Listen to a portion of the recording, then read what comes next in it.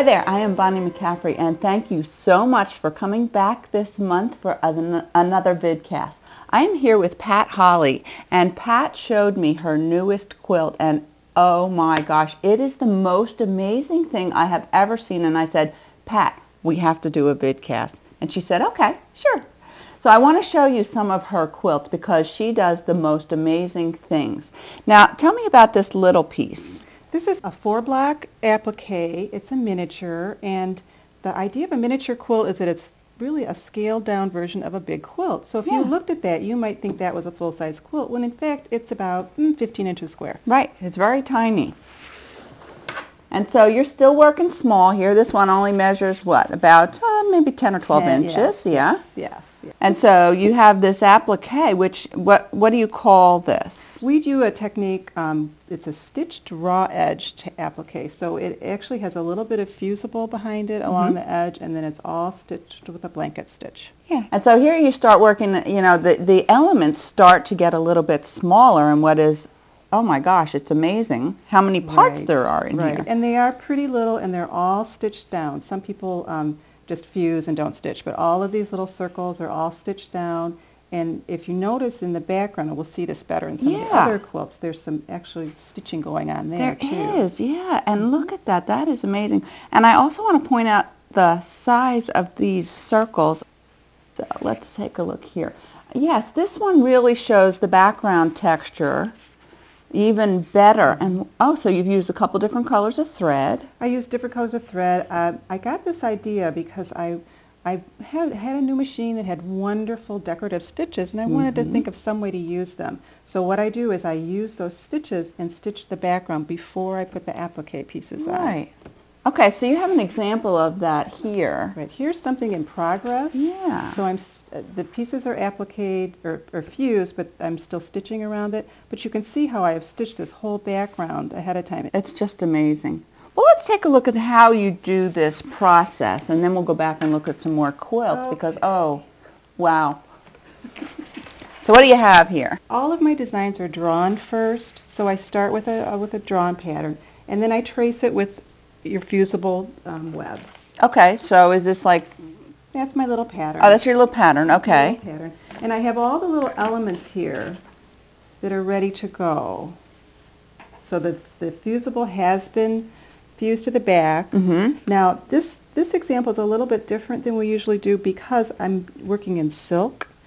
Ooh. And I actually, even on these small pieces, I would have cut away some of this fusible web before I fused it to the back of the fabric, but because the silk needs that stabilizer, I've left the fusible through all of it. Right. So I have all my little elements here, and then there's the little bodies. These are the little wings. Okay. So here's the little body, and here's the little feathers in the background. And these little circles are going to be all cut out. And that's the thing that people they can't believe that I cut these little circles out. Yeah. I'm often asked if I use a paper punch. Well, not really, because it's not sharp enough to cut through the paper and the fabric. So one of my tricks is we're going to start cutting this little circle. You're going to get to a point where it's really hard to hang on to it with your big fat fingers. Exactly. So I go back to my little science background, and I have a pair of tweezers that are self-closing tweezers. So when I squeeze it, they open, and when I let go, they close. And I can actually use this as an extra little hand. There we go. Anyway, you get the idea. You're going to hang on to that and continue cutting all the way around. Yeah. And then I use tweezers a lot to pick up pieces. Yeah. If I'm arranging things, I use my tweezers to do that. So on this little peacock, you would put the body on, and then the little... When I get some more pieces cut out, I can show you that, how I actually assemble a little unit. Okay. Shall we do that later? Let's do that. Let's pause and let Pat finish cutting out some circles so we can see how she puts this together.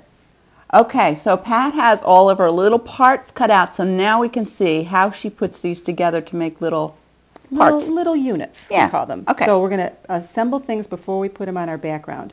So we start with our little pattern. So he's sitting on the ironing surface, and then we cover him up with an applique pressing sheet. So the fusible won't adhere to this. Excellent. Great idea. That is a great idea. Step one is after you've got your pieces cut out is be sure to take the paper off. Okay. If you don't do that, nothing will stick to anything. Okay. So we're going to remove our paper backing.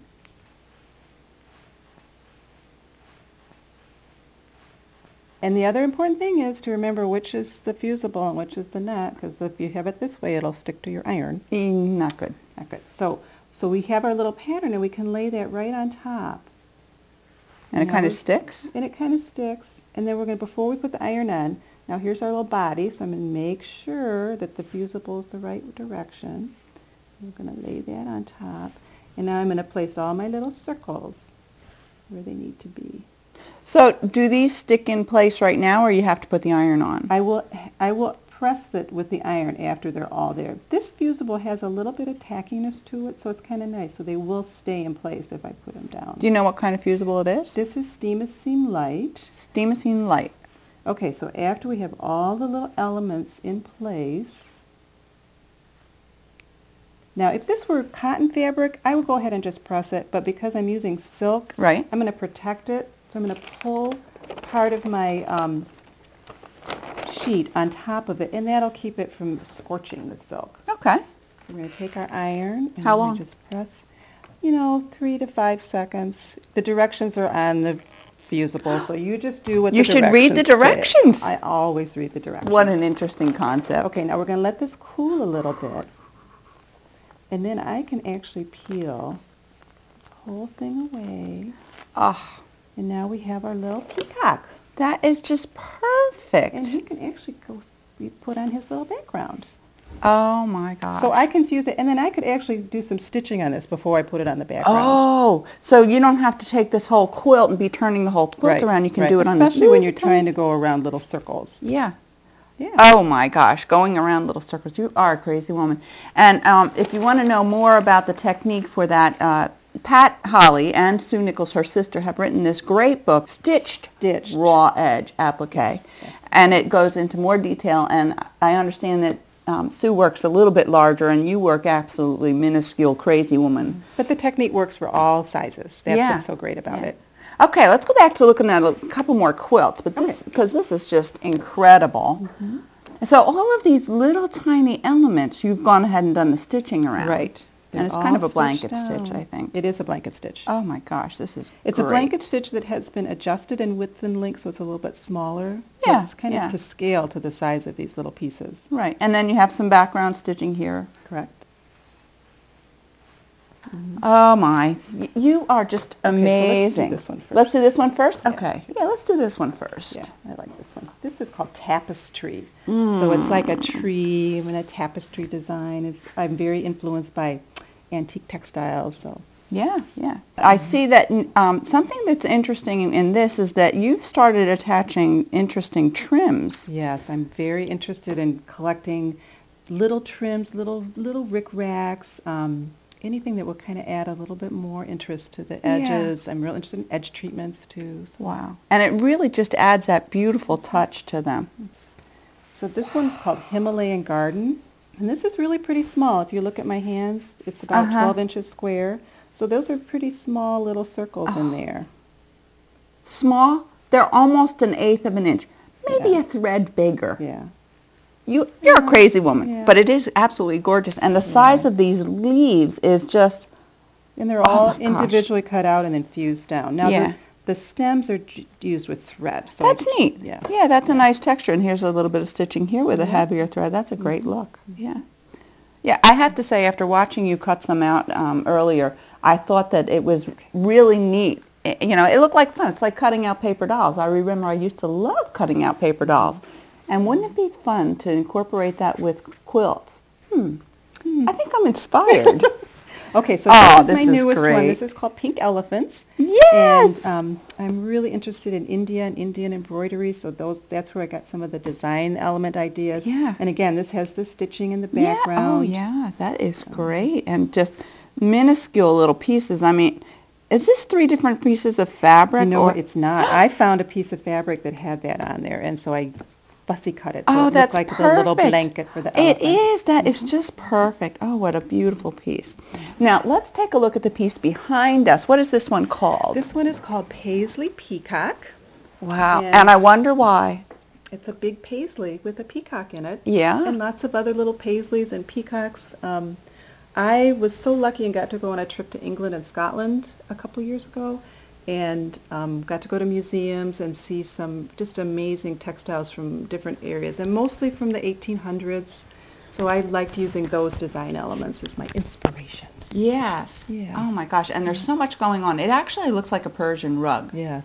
Oh, and I see the little peacocks And that's on our little there. peacock that we were Perfect. showing. Yes. And beautiful trim. Wow. Yeah. Your work is just incredible. Now let me throw you a little curveball. I love to ask people this question. What I would like to know is, what is your life philosophy? My life philosophy. Oh, that's a really good question. I want to do things that I can be happy at and that I can help other people be happy. Yeah. You know. Oh, that's great. Thank you so much for doing this with me and sharing your quilts with everybody and a little peek at how you do your technique. Yes. Well, you're welcome, Bonnie. I was happy to do this. Yeah. And thank you all for joining me. I hope you'll come back next month to see what I have for you then. Thanks for being with me.